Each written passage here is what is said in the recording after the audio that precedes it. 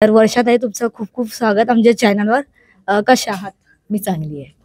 आणि म्हणजे आम्ही तुमचा गेम बघितला वर्षाताई. आम्हाला थोडं एक्सपेक्ट होतं, की तुम्ही स्टार्टिंगला तर खूपच छान सुरुवात केलीत. म्हणजे कणखरपणा तो दाखवलात आणि अजूनपर्यंत पण तो तसा टिकून होता. म्हणजे दुसऱ्यांची किती पण आवाजं वाढू दे, काय वाढू दे, तरी तुम्ही तुमची टोन सोडली नाही.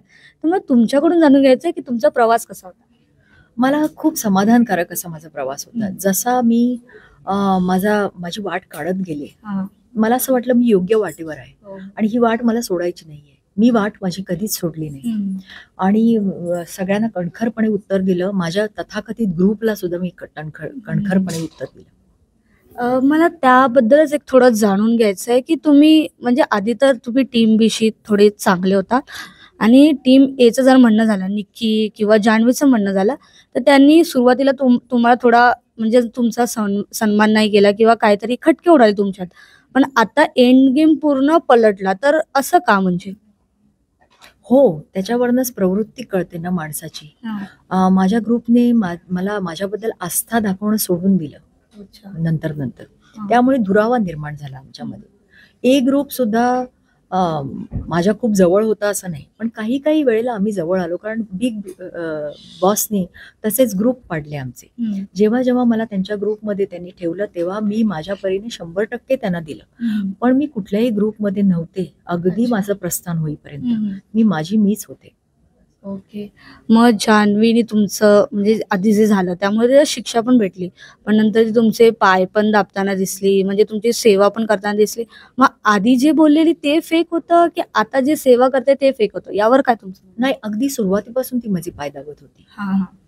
तेही फेक नव्हतं आणि आत्ता ती जे करत होती तेही फेक नव्हतं. माझ्याशी जान्हवी नेहमी वागली. हां. म्हणजे त्या युद्धानंतर म्हणजे हां. सुरुवातीला सकाळपासून संध्याकाळपर्यंत ती त्या टास्कमुळे आणि तिला दिसायला पाहिजे हां. म्हणून ती ते तसं वागत होती. ते नाटकीपणाने ती वागत होती. तिने सांगितलं पण आहे.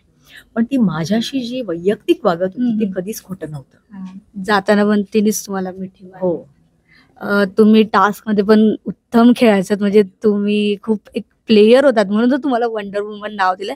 पण त्या सगळ्या टास्कमधलं सगळ्यात जास्त चॅलेंजिंग टास्क तुम्हाला कुठला वाटला? चॅलेंजिंग मला तो लगोरीचा वाटला. कारण ओके. त्याच्यात मला माझं बरीच ताकद दाखवावी लागली. तसा सशाचा एक टास्क होता. हां, हां. त्याच्यात मला कापूस त्याच्यात भरून माझा ते पिशव्या घट्ट ठेवायच्या होत्या. तोही मला खूप चॅलेंजिंग वाटला. तुमचे शब्द पण खूप छानच होते, कणखर होते वगैरे. त्याचं रिलेटेडच आपण एक आता टास्क खेळूया म्हणजे गेम खेळूया. मी तुम्हाला एक सदस्यांची नावं सांगीन. तुमच्या शब्दकोशातील एक शब्द त्या सदस्याला तुम्ही द्यायचा आणि का द्यायचं ते रिझन सांग. निक्की. निक्की म्हणजे काय म्हणून आपण त्याला आक्रमक. का? ते तुम्हाला माहितीये का ते आक्रमक? दिसतेच. जान्हवी. जान्हवी गोड. अंकिता. वृथा अभिमान. अ, का म्हणजे असं? का म्हणजे नाही, तिला वृथा अभिमान, ती शिष्ट आहे. ओके. धनंजय. पोच नसलेला, उन्मत्त, आगाऊ. अभिजित. तो मनमिळाऊ, मनोरंजक, सूरज. सच्चा माणूस. ओके. खूप छान वाटलं तुमच्याशी वर्षाताई गप्पा मारून.